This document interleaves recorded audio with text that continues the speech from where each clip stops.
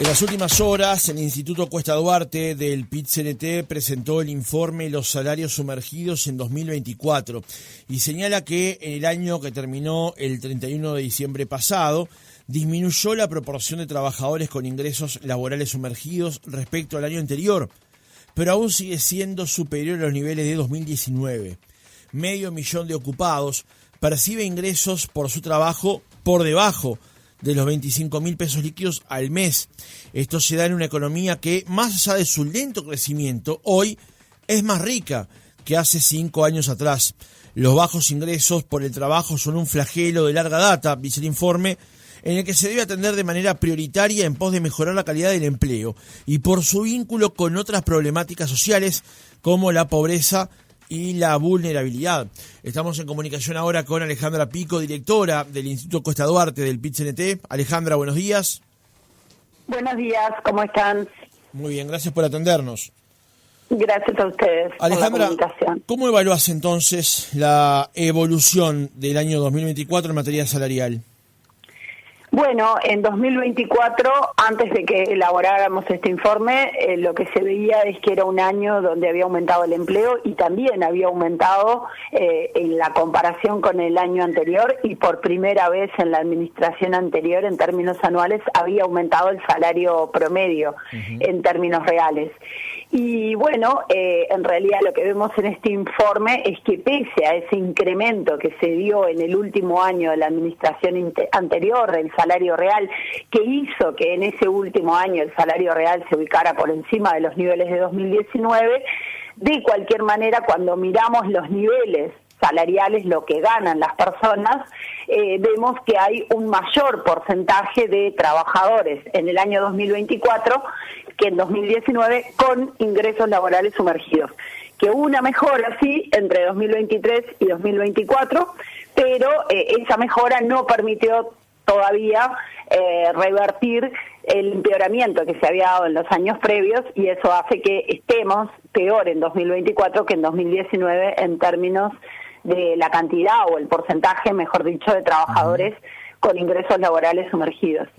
Ustedes señalan en la primera parte del informe prácticamente, en lo metodológico, que el informe igualmente establece un límite arbitrario, ¿no?, para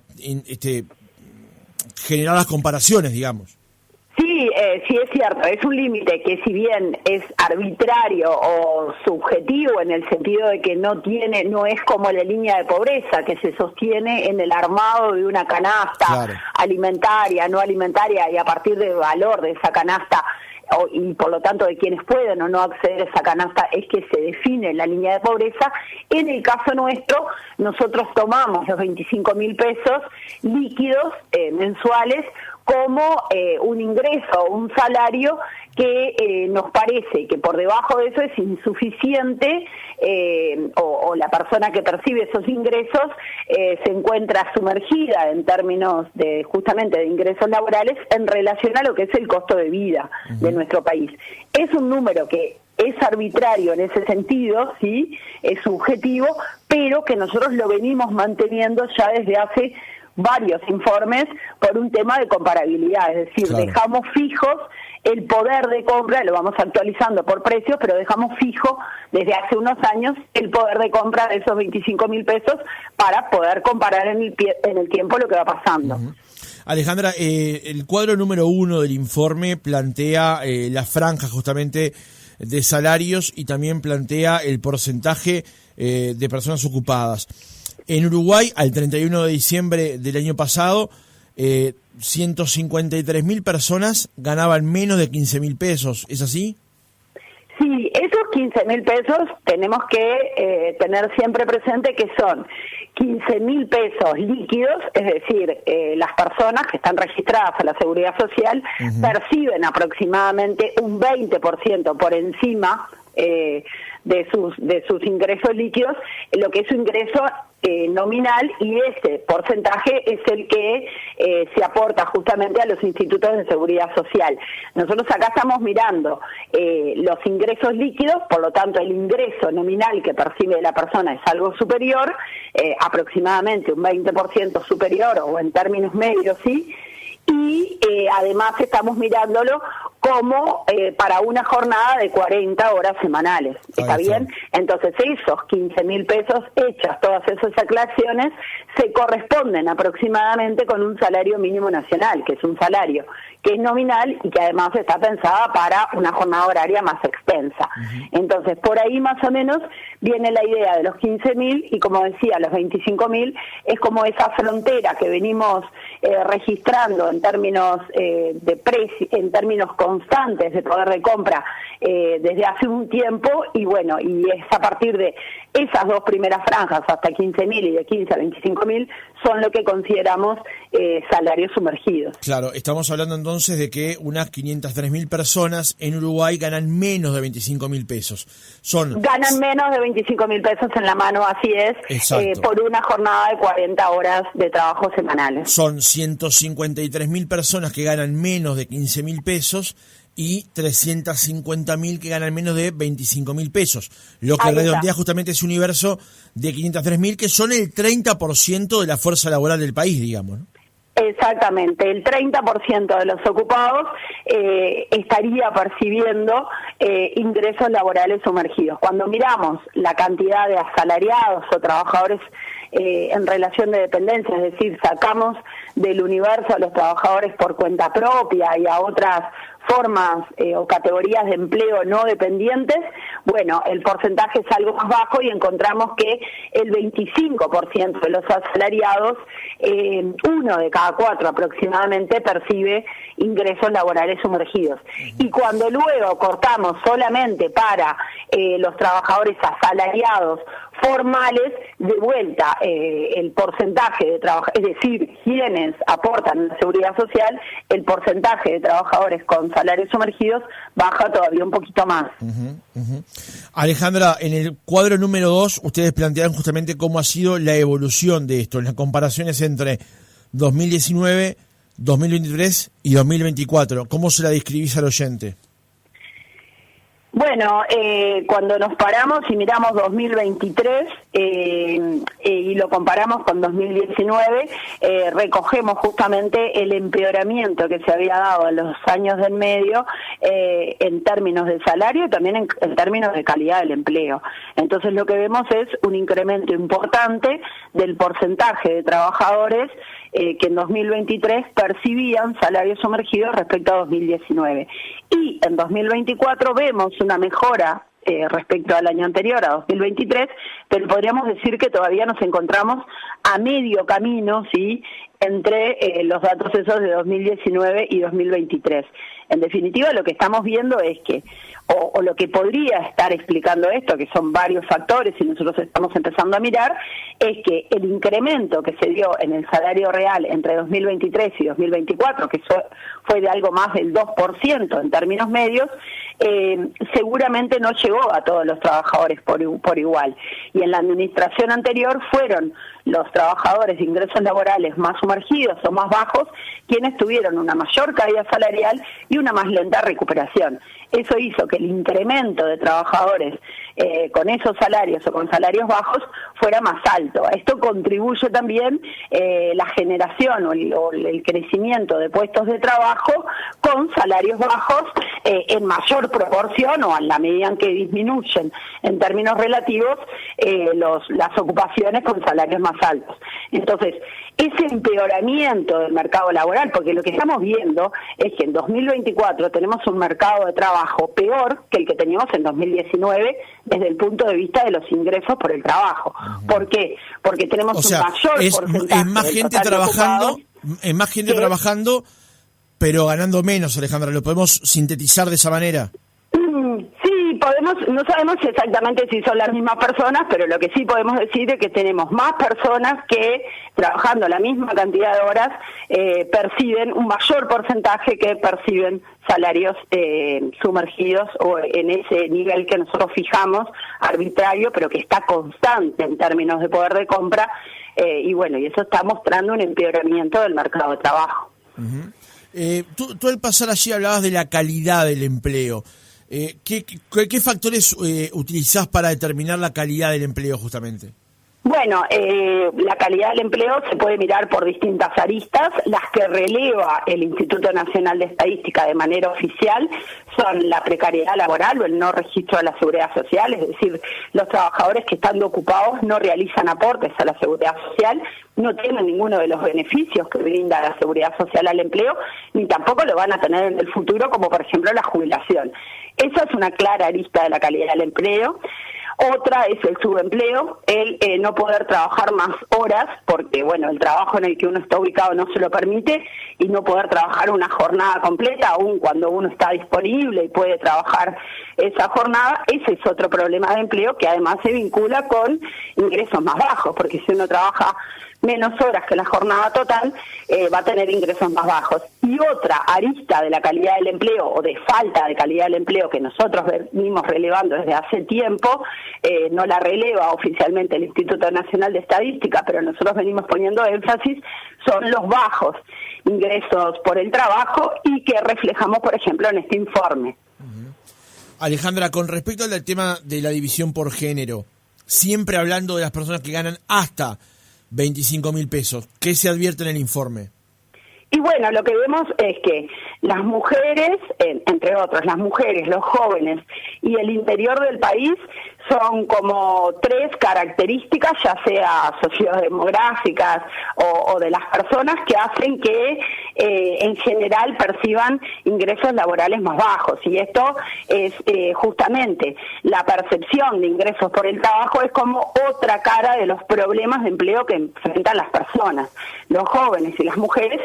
Y también en el interior del país, en algunas regiones encontramos que hay más dificultades para conseguir un empleo. Eso lo vemos con tasas de empleo más bajas, tasas de desempleo más bajas, en algunos casos tasas de no registro de la seguridad social más altas. Y bueno, lo que vemos es que luego eso también hace que los ingresos que perciben por el trabajo cuando ingresan al mercado de trabajo de esos colectivos también sean más bajos. Y por eso esa es otro de los síntomas de problemas de empleo que nosotros advertimos.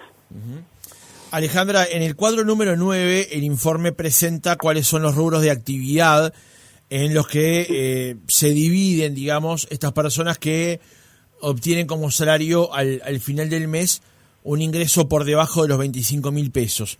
A juzgar por lo que se dice en el informe, es el sector comercio el que más trabajadores tiene ubicados por debajo de los 25.000 pesos, siendo 75.000 los que allí se desempeñan. Y que sí, para completar, el sector que menos trabajadores tiene por debajo de los 25.000 pesos serían el de actividades financieras y seguros, información y comunicación, y electricidad, gas y agua. Sí, ahí está. La mirada más correcta, de cualquier manera, es mirar los porcentajes de trabajadores que se ubican por debajo de los 25.000 pesos líquidos. Es cierto que el comercio es el sector que más contribuye en cuanto a cantidad de trabajadores, porque es un sector que también abarca una cantidad de trabajadores muy importante. Claro. Cuando nosotros miramos los porcentajes, lo que vemos es que este informe lleva varios años y siempre encontramos que los cuatro mismos sectores, a veces van cambiando de orden, son los que tienen más porcentaje de la totalidad de trabajadores que abarcan con ingresos laborales sumergidos. Que eso son vendría a ser el gráfico rural, número 2, ¿no? Que es ganadería, agricultura y pesca, que tiene el 45%, servicio doméstico el 42%, restaurantes y hoteles el 39%, y comercio también. Ahí va. Ahí está, esos sectores, y para nosotros esa mirada por rama de actividad es bien importante porque, nos parece que esto debería tener un reflejo en la política salarial y en la política que se despliega justamente en los consejos de salarios, y privilegiar los salarios más bajos, en particular los salarios más bajos de estos sectores de actividad, que entre los cuatro además abarcan un porcentaje bien grande del total de trabajadores de la economía, y que son los sectores que más justamente contribuyen a los salarios más bajos. Claro. Voy a leerlo de vuelta. Antes de dar la cifra de los cuatro sectores que más personal acumulan dentro de los salarios que se entienden son sumergidos, el sector de información y comunicación tiene solo un 6% de personas que ganan menos de 25.000 pesos. O sea, el 94% de las personas que están hoy en el sector información y comunicación ganan más de 25.000 pesos. Digo, lo planteo porque hay mucho debate con respecto al tema de los sectores de actividad y de la convocatoria que tiene cada uno de ellos. Ahora, vista la tabla al revés, el sector que más tiene personal pagándole por debajo de los 25.000 pesos es ganadería, agricultura y pesca con el 45%, servicio doméstico 42%, restaurantes y hoteles el 39%, al igual que comercio. Una última pregunta, Alejandra, en función de esto mismo que planteábamos recién. El gobierno presentó las pautas salariales para los consejos de salarios.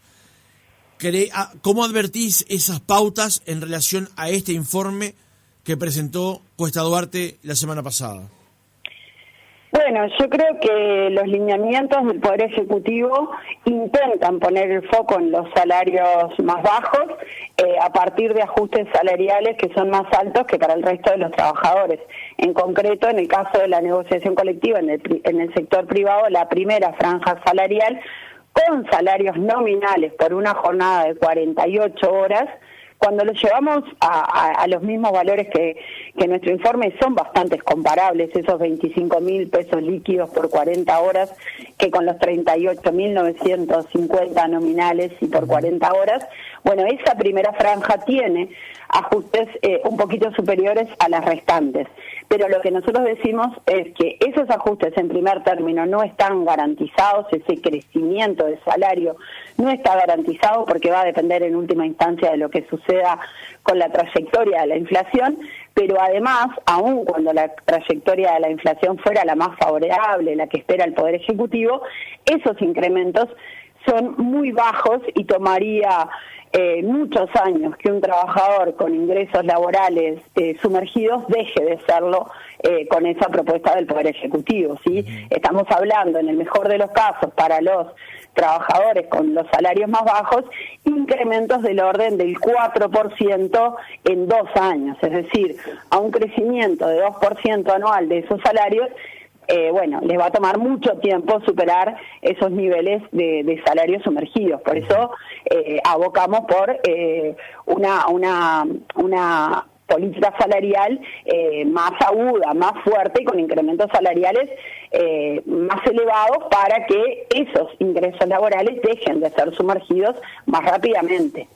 O sea que estas pautas salariales presentadas por el gobierno dirías que van en la dirección correcta, pero que a juzgar por los datos que tenemos hasta ahora, por lo pronto, no van a poder cumplir el objetivo. Y bueno, necesitaríamos que en las también esto lo podemos mirar como pautas para la negociación colectiva en un contexto de, mayor incertidumbre, bajo crecimiento, pero sí, claramente necesitaríamos en este periodo ajustes salariales más altos para los salarios más bajos, para mejorar una de las aristas más importantes del trabajo, como es el salario, y para poder mejorar los niveles salariales de estos trabajadores que son muy bajos, ¿verdad? Alejandra Pico, directora del Instituto Cuesta Duarte del PIT-CNT, gracias por haber estado otra mañana con nosotros. Muchas gracias a ustedes por la invitación.